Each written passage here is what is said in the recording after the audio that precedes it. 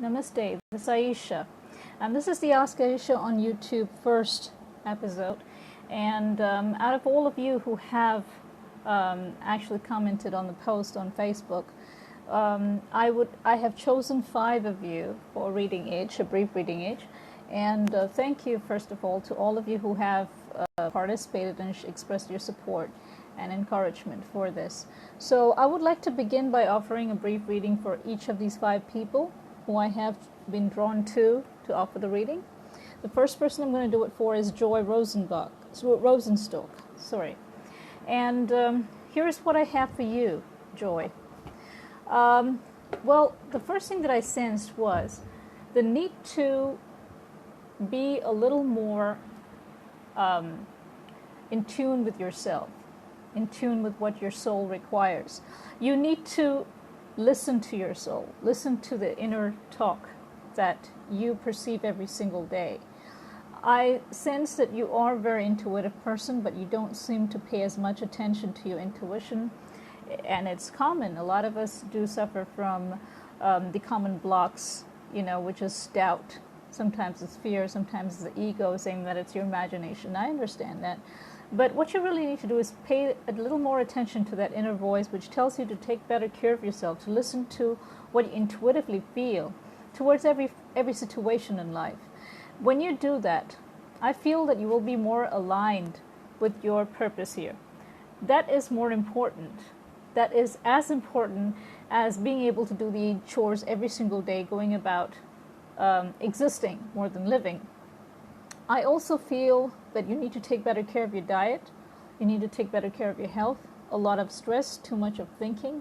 You need to stop worrying too much over situations that you do not have control over in order to bring about the best of nature, what nature brings to you.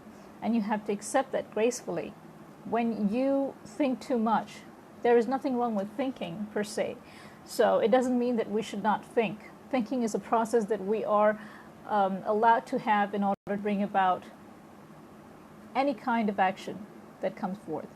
But when we overthink, what we do is we tend to manipulate our thoughts, manipulate our life cycle, because thoughts are also a part of your existence.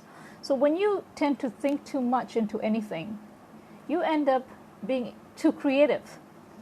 We tend to get a little more creative than we're supposed to be, and we may end up confusing ourselves or bringing in unnecessary emotions or unnecessary, it's like adding verbiage to your thoughts, which is not required. Allow your mind to simply accept what life brings to it. Allow yourself to understand that everything has a purpose. Allow yourself to forgive those who do not understand you or whatever you're doing with your life at this point. Allow yourself to forgive yourself at this point for not having done all that your soul has intended to. When you go through each process all the way up to healing, you realize that over time, the thought processes in your mind reduce because as a result of all the things that you have stopped thinking or overthinking, you're beginning to accept life as it is. You're beginning to accept you and all there is as it is in all of its grace and divine connection with the one consciousness. All right, this is for Joy. And the next person I'm going to be reading for is Kimberly Port. Kimberly, I sense a lot of excitement this year for you. I feel there will be a lot of positive changes in your life, but you need to step out of your old patterns that you have been used to for a long time. You've had a long karmic cycle of 17 years in your lifetime, and this karmic cycle ends by the end of 2020. But it does not mean that just because you have a karmic cycle that is active, that you will not be able to pursue anything. It will be a little more challenging than usual for you to achieve or accomplish anything. But it does not mean that you should not do anything at all or allow this karmic cycle to pass before you make any decisions in life. Karmic cycles occur 3 times in our lifetimes. And every time the karmic cycle occurs, we just end up with challenges and lessons that are are anyway supposed to be faced by us. But what happens during these karmic cycles is they are accentuated. They are accentuated and brought to your attention time and again until you do something about it. So therefore, most of our lessons will be reinforced, accentuated during the karmic cycle. So it does not mean that the rest of the lifetime, when you do not fall under any karmic cycle, that you do not have lessons. You do, but you are given more privileges. The path is clearer for you. So now, since your karmic cycle ends next year, the challenges that you may face this year will be less than it was in the past. So you will have more clarity towards situations, which you didn't have before. But this year seems to have a certain kind of a blessing over you and your loved ones. I sense financial ease, as in a cloud that was overhead for a long time, slowly leaving, drifting away. And so you will have that financial ease, as in there will maybe certain income that could be expected. There could be a raise, a better job, or an opportunity that will come your way. That seems to happen around August this year. And also, as far as relationships in your families are concerned, romantic as well as casual friendships are concerned, I feel that there will be some relationships which you are trying to purge from that will come into effect. And you will feel that space, and you will feel the need to be with yourself, work on yourself. There's a lot of inner healing that you will be doing this year as well, which will get you out of this entire situation feeling so much more relieved that all of this is now over. So this year you will have a sense of freedom that comes with being able to breathe again. You will feel lighter. You will feel more motivated to take up new things and new projects and bring in new people. You will expect positivity. All right, and this is for Kimberly Port. Next person I would like to read for is Mallory Jane. Mallory, I sense that you're a very warm person, but you have gone through quite a journey in life. And I sense also that you are trying so hard to fit in, to move along with everybody. You just want peace, as a lot of us do. But there are some things that we have to understand, that not everybody around us can be made happy through the decisions that we make, and we do not always have to only make decisions based on other people's happiness, because we need to also respect ourselves and love ourselves. So you need to pay more attention to self-love and self-respect. If you seem to be pushing yourself through different paths which don't seem to really make you happy, but you do it simply because it brings peace to other people, it can only last for some time. It can only last for some time before your soul feels the pressure of doing that. And after a point of time, you will feel drained. And you will come to a point in your life where you no longer would want to do that. This year seems to be one such year where you will be tired of keeping people happy. You will be tired of always being the one who obliges, who forgives, who gets on, who copes, whereas others seem to not be really doing that. So you will have to put your foot down pretty much and begin respecting and loving yourself. Make decisions which are mutually beneficial, whether it be business or personal decisions. Always pay attention to what your soul needs too, and not just what the other person wants from you. There has to be a give and take, a two-way traffic in everything. And when you do that, you will begin to feel better about yourself. And when you feel better about yourself, not only will you notice that change in you, the transformation, the positivity in you, people around you would also start to feel the same. And this will create such a huge transformation in your life, because you will attract people and places of a different frequency that you've never met before. And that's why I said that you have to start respecting and loving yourself more from now on. Okay? Brittney Healing Light is the next person I would like to read for. Brittney, what I'm getting for you is you are having a lot of changes as far as your spiritual growth is concerned, but it takes a little more effort. I feel that you are, your learning pattern is a little sporadic, or you just have a lot of doubts and you don't seem to have a very fixed or direct. The direction that you're headed doesn't seem very defined.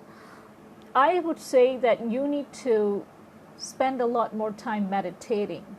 You need to ask those answers that you need, which are specific, from your guides. If you have difficulty connecting with your guides, you need to establish that. You need to work on that. How do I improve my communication with my guides? Connecting to the other side is not as difficult as we think it is. Most of the times it is our mind that keeps preventing us from always trusting and always believing and always, free of doubt and fear. That it takes time. It takes time, and the more you work on it, the better it will be. But I feel that this would be a great time for you to work on your spiritual development, to also find yourself a good mentor who you feel drawn to, work closely with them. Empower yourself. A mentor, a guide, a teacher, a guru, whoever you want to call them, whatever you want to call the person, should empower you and not let you feel disempowered. You should not keep looking forward for them to give you the answers. When I speak about spiritual development, I'm talking about your spiritual development. You have to grow from this. You have to set yourself certain targets to grow within. Do a lot of inner work. There's a lot of healing. I sense that you have a block in your third eye as well as your heart chakra. These are the things that you need to work on. There are certain emotions that you have not been able to express. The third eye is mainly because of the signs that you have dismissed as imagination. You will have to probably do certain exercises which will help you with this. And I don't see this as a major obstacle, but I do sense that your heart chakra certainly needs some work. And that will take time. Don't expect miracles overnight, because this is something that that has been accumulated over many years, and you will need to purge a lot of past issues and bring in a lot of new space into it. Okay? The next person I would like to read for is for Jennifer Roundtree. Jennifer, I see that you are a person or soul who travels through this lifetime in the need to always be of service to others, and in the process of being service to others, you have found joy in yourself. But sometimes I feel that you have not paid as much attention to yourself. And the need to carry other people's emotions, being an empath, I feel that you have often carried the emotional burdens of others. Being an empath means that you are able to understand what someone else is experiencing. Many empaths have always said, I seem to be picking up from everyone, and I'm carrying those emotions on me, and I don't seem to be able to express it. I don't seem to be able to find clarity. It's blocking me. I wish I wasn't an empath. I wish I couldn't pick it up. Well, the thing is, nothing ever happens without a purpose. If you are an empath, your soul chose to be an empath, because an empath can feel what others are experiencing in order to be able to help them to overcome the situation much more effectively. It is not medical science where you are theoretically learning something, reading something off your textbook and going out there and applying it on people. With spiritual development and spiritual healing, it's always more effective when you have experienced it, when you know what the person is feeling. There are only two ways you can experience what someone else has gone through in order to help them more effectively. One is if you have had a personal experience that is similar to what the person is going through, and two, if you can feel it as an empath. So these are the only two ways. So how can an empath heal oneself or set limitations, boundaries between why you should feel something and what you should not bring into you? When you are feeling emotions, I want you to first identify if that belongs to you or if it seems to come from elsewhere. If it seems to be coming elsewhere, this is why I say you have to work closely with your spirit guides. When you ask your spirit guide, when you're feeling an emotion that comes out of the blue and it's not connected to you, the first instinct is you will know it without even having to ask your spirit guide. But if you still are unclear about it, then ask your spirit guide, does this belong to me? Is this emotion connected to me? Or is it connected to someone else that I'm picking up? If the spirit guide says, no, it's not yours, then ask for the source that it comes from and why You would even feel it. You see, it's not like you have to carry these emotional burdens, emotional baggages from other people.